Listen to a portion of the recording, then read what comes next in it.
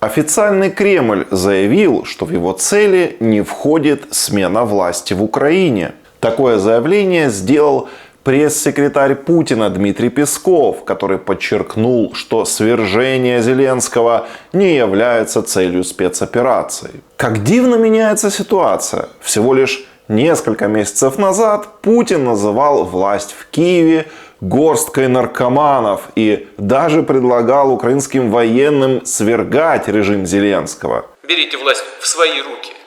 Похоже, нам с вами будет легче договориться, чем с этой шайкой наркоманов и неонацистов, которая засела в Киеве. Ну вот прошло совсем немного времени, и Путин уже никого свергать не хочет, а буквально выпрашивает у этой горстки наркоманов хоть какие-то переговоры.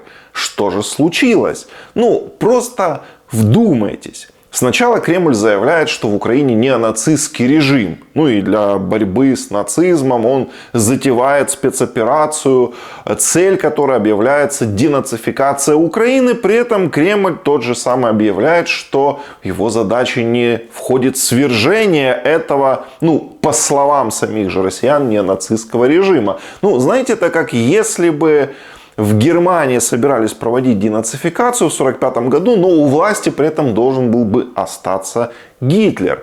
И в этом месте у российских патриотов, у российских имперцев, если бы у них были мозги, должны были бы возникнуть вопросы. А что вообще происходит? А как это так вообще?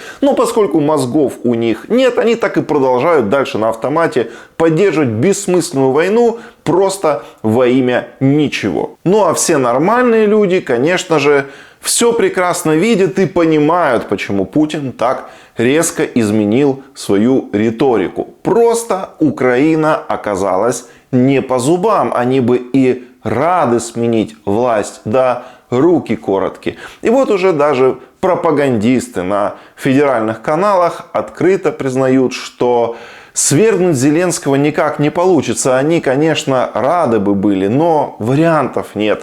Да и заменить его неким.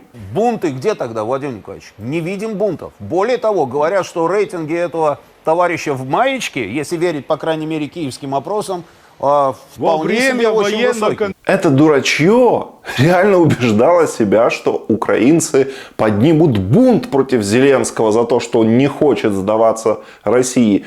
И теперь не могут понять, где же бунты. И с досадой признают, что популярность Зеленского на самом деле только растет. Действительно, где эти политики, которые считались пророссийскими?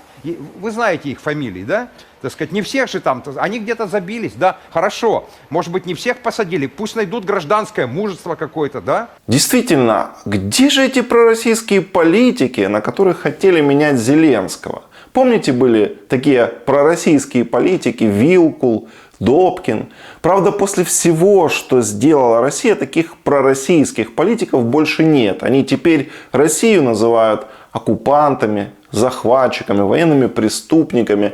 И это не заслуга Зеленского, это заслуга Путина, который сделал все, чтобы Россию в Украине возненавидели. Или это он говорил о пророссийских политиках из ОПЗЖ, у которых гражданского мужества хватило на то, чтобы перед 24 февраля дружно сесть в самолет и сбежать из Украины. Помните, был такой Илья Киева? Вот, может, его отправите в Киев бунт поднимать, только мне кажется, что он не захочет.